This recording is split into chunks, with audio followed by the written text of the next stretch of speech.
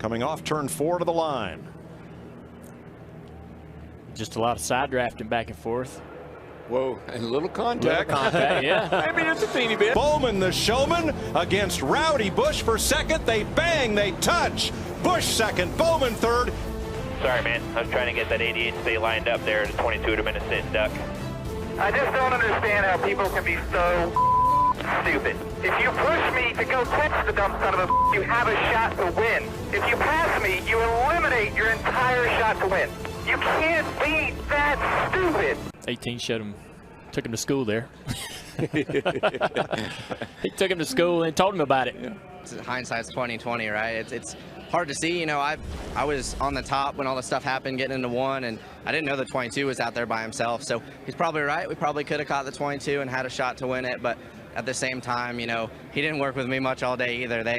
A lot of guys hung us out every chance they got. So the 22 got so far out front, he was a lone duck, and I feel like if we both could have worked together, we could have chased him back down, and then the 3 of us could have had a shot to go for the win instead of just automatically giving it to the 22. So just trying to see what his mindset was on it all and figure out what got him to that decision. But overall, you know, good day. Got to eliminate some mistakes here for myself on this M&M's team. We did a great job. Close racing at this point. Coming into the tri-oval. That was weird. Ooh, you know, just Corey got a big push, maybe from Kyle Busch behind.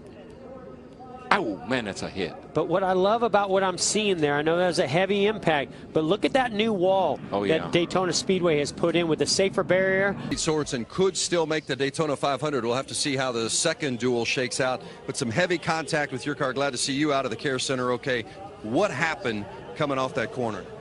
I just remember getting turned. Not sure how it developed, but I think that we were in a good position to make this race. I was real proud of the way that the guys did with the car. The car was driving great. Yeah, I mean, it looks like he just turned this just like I thought, but I guess he felt like he did what he had to do to make the race. So I hope he's proud of that part of it.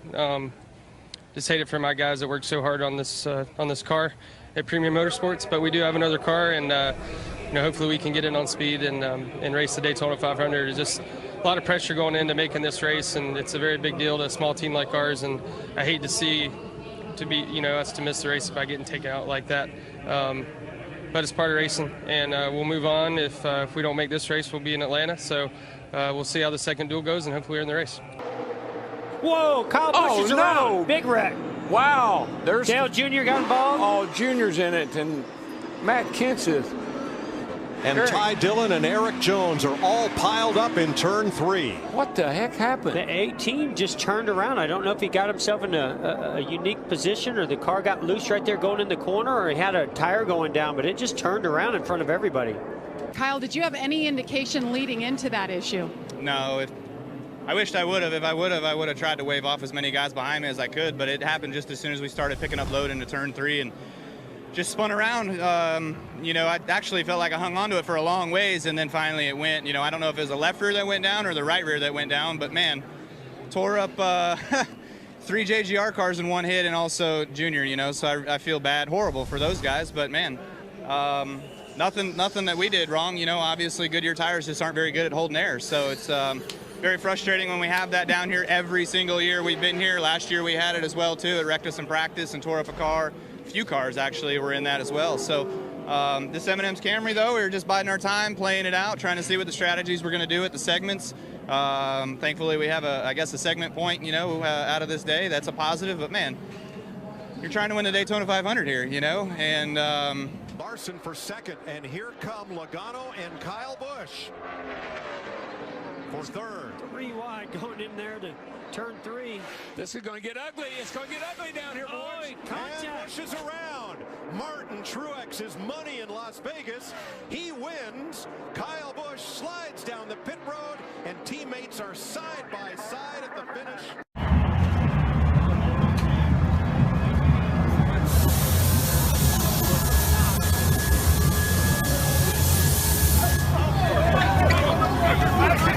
Fight!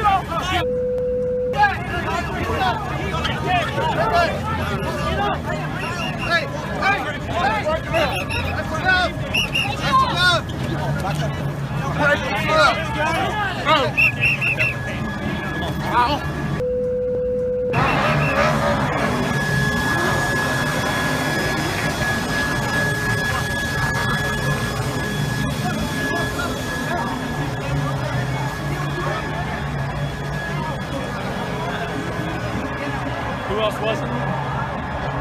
What happened when Kyle came to the car? What transpired there? There wasn't much talking, just a lot of swinging. You know, just, I don't know, I was racing hard there at the end with our Pennzoil Ford, and, you know, Kyle and I usually race really well together, usually never have any issues, and he tried to, you know, pin me down into the corner underneath Brad, and we about crashed on entry, and then I was still trying to gather it up by the center, and I was going to spin out, so I'm trying to chase it up, and he was there. So, yeah, obviously nothing intentional, but obviously he thinks that, so I don't know, we'll move on. Any blows landed between the two of you? None to me. I got dumped. Flat out just drove straight in the corner and wrecked me. Any conversation between you and Joey, or was it just the fisticuffs? That's how Joey races, so he's going to get it. 88 holds up the line. Come on, Dale. Looking inside there, the 21. You are clear, buddy. Tires are gone because the 88 car is a thing ain't got no grip, Greg. Will you make sure the 6 car spotter knows what inside is? Yeah, I already talked to both of them. Both spotters, 47 and 10, think their drivers are idiots. They're gonna wreck around Trevor. They're racing like God dang Trevor, he just runs all over Danica. I'm not sure where she thought I was gonna go. I mean, inside, she just keeps running me down. She races like an idiot. You see these two cats racing pretty hard right here. Look at how, Right there, J.O. Jr. tries to move over. Blaney is there, says, excuse me. But how did that cut the right rear of the 88? I thought it would cut the left front. I don't know. Did they make contact again here? Let's see what happens here off the corner. No, it's already. This is where it happened. Ooh, I don't know. Oh, I don't know if that was a cut right rear tire. I don't know. It wasn't a cut tire, and I'm not sure the 21 didn't push him. What did Dale Jr. say? I thought I gave him 3 real on the front stretch. He's trying to hook me in the fence. Oh, you know what? He got tight. Okay. It looks My to bad. me. My fault. It looks to me like Junior got a little loose, and the left front of the 21 of Ryan Blaney just clipped him enough right as he got loose, sent him the rest of the way around. He helped him get looser. Those two had a dust up at Phoenix. Blaney sent Junior flowers. Put me in the fence for 4, and then he drives right up. I cannot stop. Hard racing, bud. All good. Yeah, I don't think I don't know what to tell you. 3 wide, we're wrecking. Oh, around goes the 24 of Chase Elliott. He had help. Trevor Bayne got caught up with him. The caution comes out.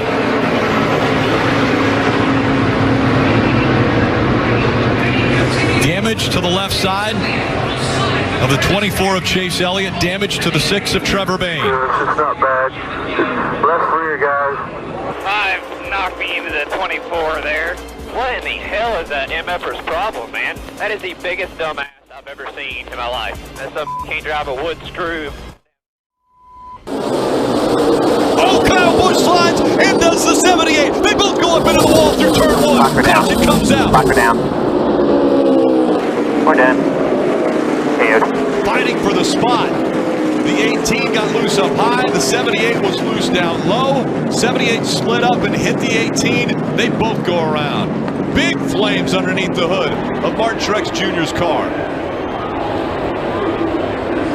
He jumps out of it. Just could have continued to play the teammate game and tried to settle it on a green flag pit stop. But if he would be that much faster than me and yard me by 3 seconds in a run with the clean air, then I'd never have an opportunity to be able to pass him back, even if we had a stellar pit stop. So that's the way it goes. Just chalk it up as another one that we figure out how to lose these things by, and it's very, very frustrating. And I hate it for my guys. They build such fast Toyota Camrys, and this Skittles Camry was really good again today, and had one to go out there and put ourselves in the record books for 3 in a row, but not happening. From your perspective, Martin just got loose underneath you, or what happened? I would guess. I don't know. I just was on his outside and got hit, got blindsided into the fence, so I would imagine that's what it was. You've got to start wondering, and you just mentioned a moment ago, what this team has to do to win races in 2017. Clearly, you had the best car today. Yes. All right, Kyle. With a good perspective, though, and there's the wreck, and obviously very disappointed. He certainly did have the fastest car today and was the car to beat here this afternoon, but out of it early, Rick. I mean, it was totally my fault. You know, didn't really know what to expect in that position. You know, didn't really realize he was going to drive in that deep and suck me around. So, you know, I got to take the blame for that one. Obviously, it was my fault. So, hate it for Kyle. He had a great car. We did as well.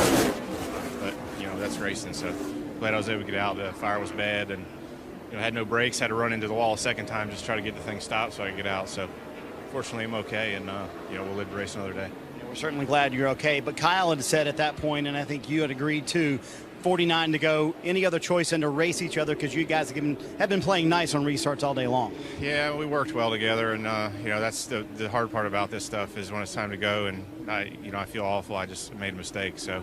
Definitely should have picked the outside, and you know, all would have been fine, I guess. But you know, it's just the way it goes, man. Hate it for auto owners, everybody involved, everybody at Furniture Row. We had an awesome car today, and you know, we got out front. You know, I don't think they were going to be able to beat us, but you know, mistake on my part took us out of it. Way to go! Way to go! Well, now you want to race? If you let off what I want to do is beat your ass. I don't care. Get out of my box. I don't care who you are. Get out of my box. All right, pal. I don't give a who you are. Get out of my box. All right, cowboy. Tough guy. I am. Oh, good for you. Hey, man, just walk the away. Go on. You stepped into our box. It's a good view of it right there. Look, this looked like a little bit of contact just right before, and then Larson moved to the left, tried to correct the car, then the car went back to the right. But you're right, Steve. I think that this restart is going to be more difficult. Remember that the 31 of Ryan Newman, he had on older tires. So that was a huge advantage to Casey Kane. Certainly you could beat Ryan Newman through 1 and 2 with those old tires. What happened? I mean, I was inside all the way off 4, and he just kept running me down. And I mean, we're to the end, I'm not going to lift, and he just ran me down far enough where I had nowhere to go, and he actually, clipped his left rear, and then it got me loose probably down to the speedy dry, and I just came back across the track. So a ton of blocking today, pretty aggressive, dirty blocking. I got blocked a few times. I saw other people blocking pretty aggressively, so pretty annoying, but oh well, I don't know. I was there the whole time on that one, so that one was pretty bad, but it's just Indy. Thank you. Horse with a good jump. Here comes Hemrick. Comes Gone back there. Brendan Gone going wide. Does he keep it under control? Somehow manages to save it, but falls back. Sam Hornish is going to win at home in Mid-Ohio. The day belongs to the driver of that white 22. We'll see victory lane with Sam Hornish when we come back. Feel bad for the 62 there. Got cleared and moved up on him a little bit, and you know, Brendan's always raced me good, so I didn't want to beat him that way. So just real happy with the discount tire Ford Mustang. You see 3 wide right here. Jeff Burton was kind of in the middle, looked like he got loose, corrected, and basically just caught the 62 in the left rear. Then the 62's left rear tire goes down. Brendan goes up into the wall.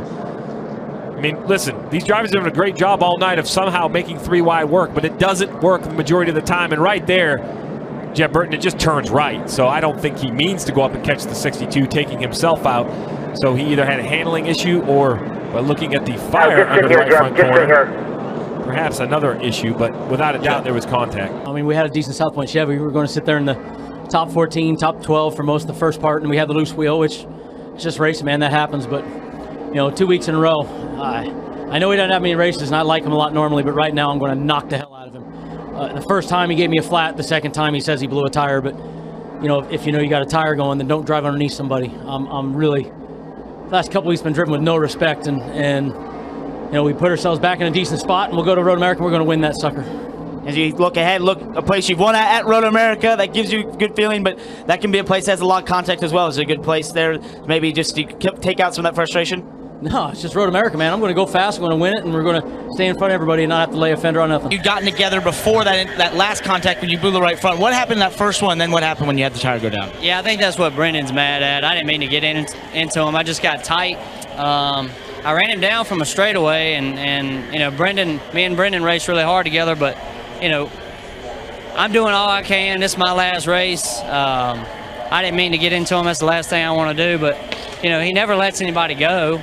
So, I mean, I don't know. He's mad I got into him on accident, center off. I got tight. He came down. It was a Bristol deal. And then the second time, I just blew right front. So, just got to thank Estes, State Water Heaters, Rocky Ridge, all my partners.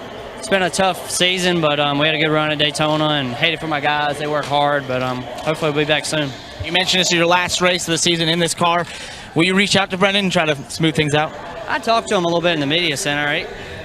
You know, like I said, me and Brendan raced hard together. I didn't mean to get into him. He knows I didn't mean to get into him. If his tire wouldn't have went down, he'd never said a word about it. It's just one of those things. My fender brakes got and hit his left rear, and, you know, it happened. So I didn't mean to. Guys, tempers flaring at Bristol. Not the first time we've seen that. Remember, Cindric has to win to secure a spot in the playoffs. Looks inside. A little bit of contact possibly, but Gralla holding him off. They look so close. I'm not sure if they touched or not, but Gralla keeps the lead. I don't see any way there isn't contact between these two trucks. Going to be right here too, Michael. And there is the bump. Oh, and he spun him out. And he spins. You got it. Go. You're all clear. You're all clear. Coming to you guys. We got in the 33 just a little bit back there. Austin Cindric with the big bump on Kaz Gralla pushes Gralla around. Austin Cindric wins at Canadian Tire Motorsports Park. All right. Great job. Was that a bump and run, or was that a dump and run? That was a dump and run.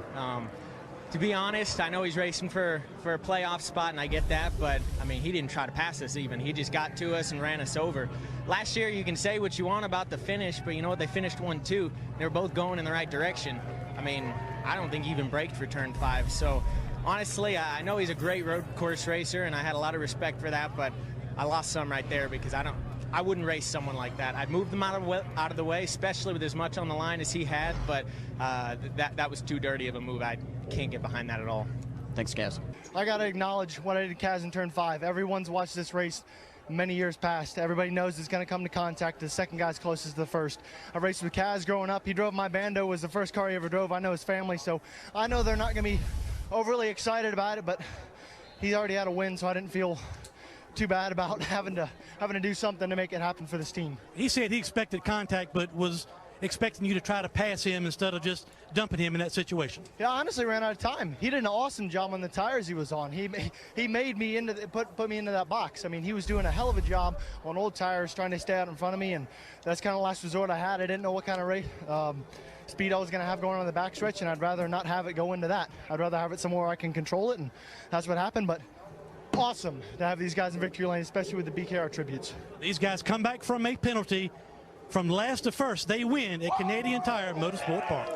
He drove into one, and right there the tire's down, hits the wall. Then Allmendinger, just in responding, reacting to what he saw in front of him, couldn't get slowed down and got into Bain. Yeah, so Jeff, you mentioned that the 6 of Trevor Bain blew a tire. Well, it was because of that first impact that you discussed. Well, this is turns 3 and 4. No damage yet on the 6, and you see he just gets very loose, tries to catch the back of the car. We're going to talk about a Darlington stripe. The 6 of Trevor Bain had hit the wall just a moment earlier, and now we're seeing frustration. Looks like between two drivers, A.J. Allmendinger and Trevor Bain. The caution comes out with under 4 to go. Now you can't count on that possibility of a sure win for Martin Truex Jr. There will be a restart. Yeah, Rick, I looked up. The 15 was very, very slow. Derek Cope off turn 4, running high down the front stretch. It was hard to see if he had a tire down or if he just had an issue. He was definitely off their pace there down the front stretch.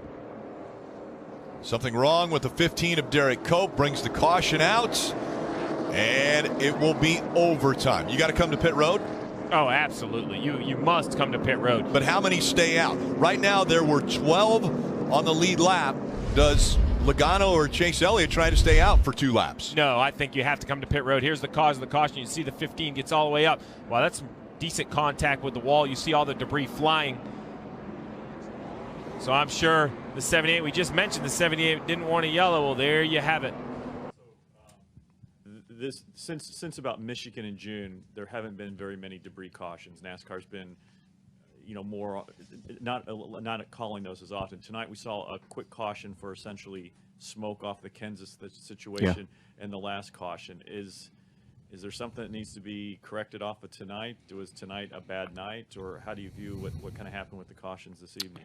Yeah, I don't really have a clue. I can't answer that. I know that I was right behind Kenseth when that happened, and I don't know if they thought he was blown up or what. And then, the final caution, I really don't know what it was for. I haven't seen it. I just know it was the 15 car who, is 20-some laps down. I don't even think makes minimum speed and really doesn't even belong out there. So I don't know if he apparently scraped the wall a few times and I don't know, couldn't stay in the racetrack as slow as he was going. So it's unfortunate they threw a caution for that, and I don't know if it should have been thrown or not. I haven't seen. I just think it's ridiculous that the guy could cause a caution with 1 lap to go as bad as he's running and just riding around there basically just making laps. So yeah, it's pretty dumb. Under 4 laps to go. Look at the speed that Bell has in the middle of the corner compared to Erik Jones. Just destroyed him through the middle of the corner. Now he's trying to take a look. He's got to run. He looks to the inside as they dive into turn 1. Christopher Bell takes the lead away, but here comes the 20. Contact made. The 20 into the wall. So's the 18. Smoke coming out the back. The 20 slowed way down. Now, will the 18 be able to continue? Erik Jones has damage to his car. He's on the apron on the front straightaway, the right front. He has a flat. This may bring out the caution. I don't think it will. He's going to try to stay on the apron and get back all the way around, which will be a long, long trip around for him to get to pit road. The 22-year-old comes back to the finish line. He'll win at Kansas. And a tough finish here for Erik Jones, who dominated so much of this race. What did you think of the move there that Christopher Bell made on you to take the lead? Well, I mean, it's not dirt racing. He's not clear. I can't just stop on the top. I mean, he was. I didn't expect him just to drive in on the bottom so far. He wouldn't be able to hold his lane. It's unfortunate. The research camera was really good, and I thought we were going to race for the win. And unfortunately, there wasn't much of a race. It was more of a wreck. So it's unfortunate, but we'll just have to move on. It's the first race in a while. We've had a good Xfinity car, and we was just thinking we were going to have a good shot there to win. But it is what it is, and it's going to happen. All right, thank you, Eric. Rick. Impressive win for you, but I got to ask you, any second thoughts about the move that you pulled on your teammate Erik Jones? I haven't seen it, so I can't really talk much about it. But I never want to wreck anyone, especially my teammate. But I don't know. My spotter said clear. I drove it in really deep. I felt like I cleared him. I don't know. Here's the replay.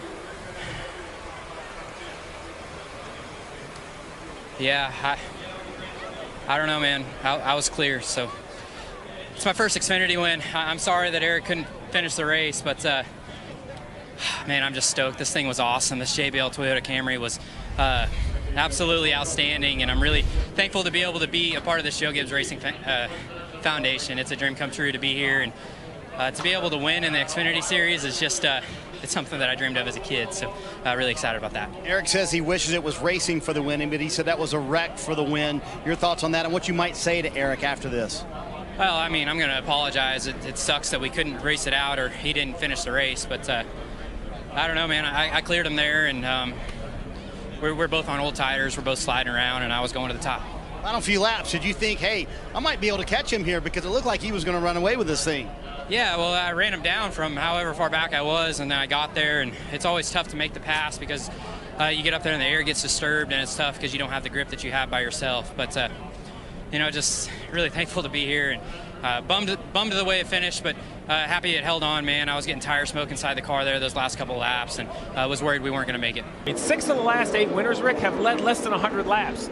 And I purely think that is because of this phenomenon we're seeing here, that the track goes through these major shifts. And go back to what Brad Keselowski said before the start of the day, about the pit cycle, which pit cycle you're on. You see Kevin Harvick with a pretty aggressive move underneath the 21. I like it. It's time to try to get to the front.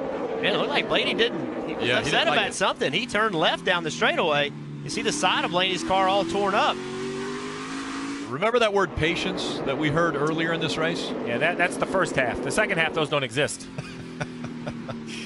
Well, there's the bumper. We just saw it put to the 21. And you got to remember, if you're Ryan Blaney, what's the goal? You're running 6th, right? You're running 6th. You're having a good, solid day on a track where you have not had a solid day. Finish this thing off. It's a lot of racing left to go. I know his tempers are tough, but you just got to collect your thoughts and remember the big picture. Keselowski took the spot away from Logano, moves up to 2nd. On the right was where we saw the bumping and banging from the 4 of Harvick, and once again he looks like he's just going to continue to let Ryan Blaney know, hey, by the way, I'm back here. My quick count says 4 for 4. Let's see if we can go 5 for 5 in this corner. I don't think that was quite there. Not quite. So 4 for 4 bumper contact and just inches away here on this set. I think we're going to see something right here, though. Goes to the inside. Can he? Oh, and he does. He hits the left rear quarter panel as they came out of the turn. In Martinsville, that's what it's all about. It's championship time. It's time to get physical, and just got to thank everybody on my Busch non-alcoholic Ford, Jimmy John's, Mobile One, Outback, Hunt Brothers, Morton Buildings, Textron Off-Road, everybody who helps this car go around the racetrack.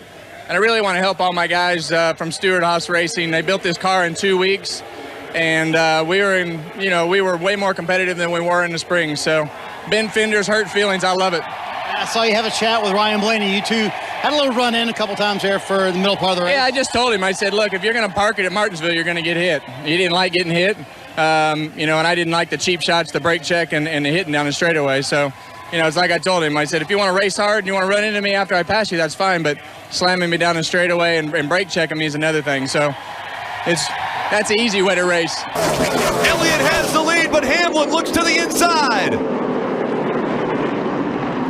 Elliott diving, trying to block. Down the backstretch again. Less than 3 to go. The bumper to the back of the 24th. Elliott goes around. Hamlin takes the lead, and the caution comes out. Pushing you. Push! Oh, Elliott spins! Oh, he just wrecked us. That's terrible. Yeah, that was pretty much straight up dumping him. Yep, he definitely wrecked me. He checked up way early. Does what happened, what I think happened, or am I skewed? No, he threw one on your bumper and crashed you. That's what I figured. 10-4, good to know, thanks. Going down the backstretch, you see the 24 showing his displeasure and how he was raced by Denny Hamlin.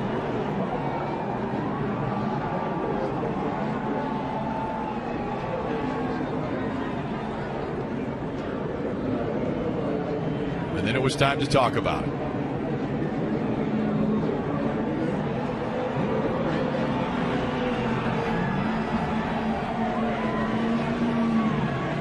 Chase Elliott, you wrecked me, clearly. That's what he's saying.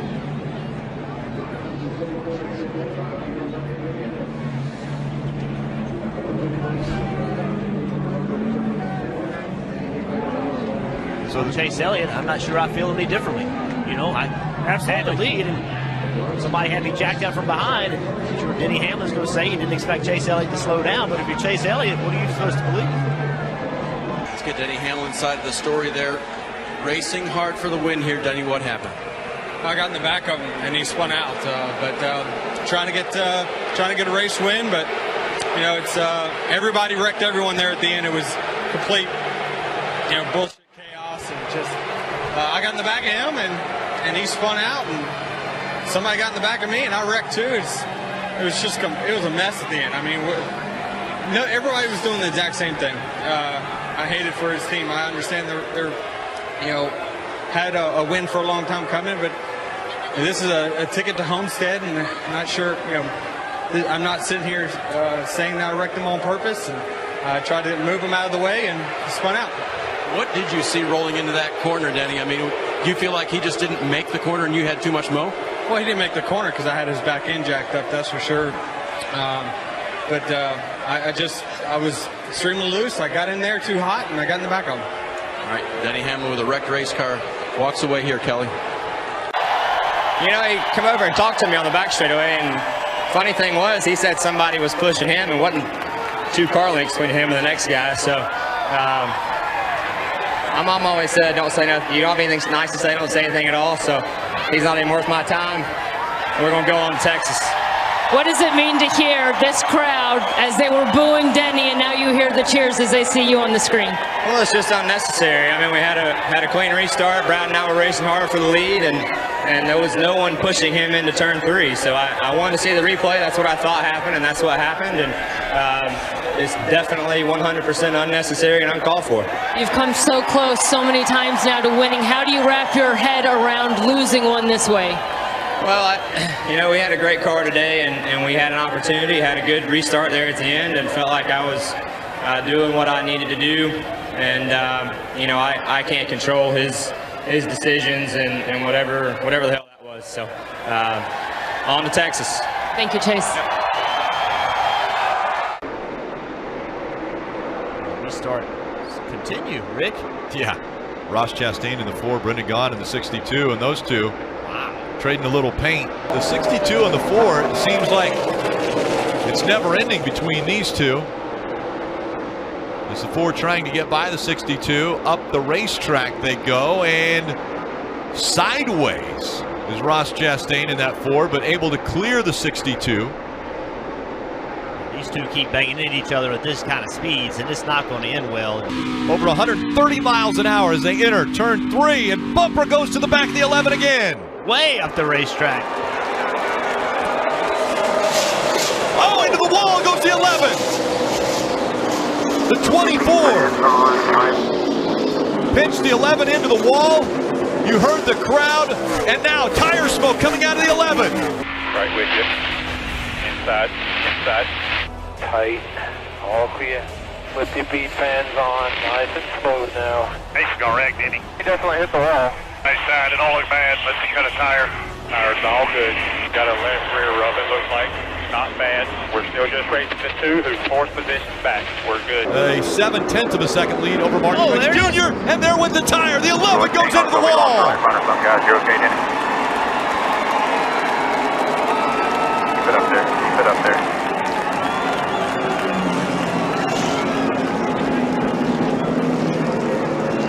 And as we saw earlier with the 48s of Jimmy Johnson, that could be the championship hopes going up in smoke for Denny Hamlin.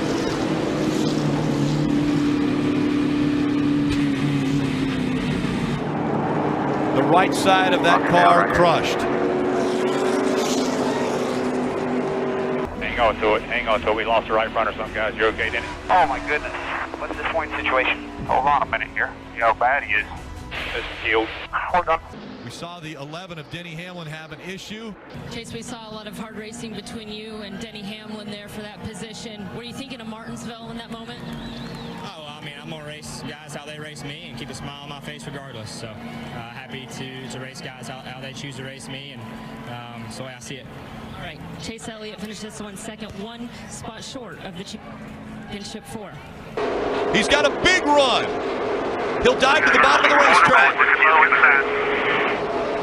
Byron trying to get by the 1. He slides up the racetrack. The 1 into the wall. Here comes the 1 again. William Byron dives to the bottom of the racetrack. He'll try to clear Preece. Byron gets up in front of him. Can he hold on to the position? That pass right there may have been for the championship.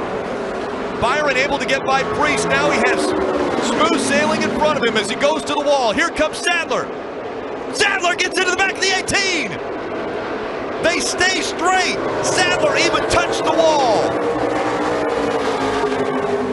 What a save by the 18 of Ryan Preece and Elliott Sadler.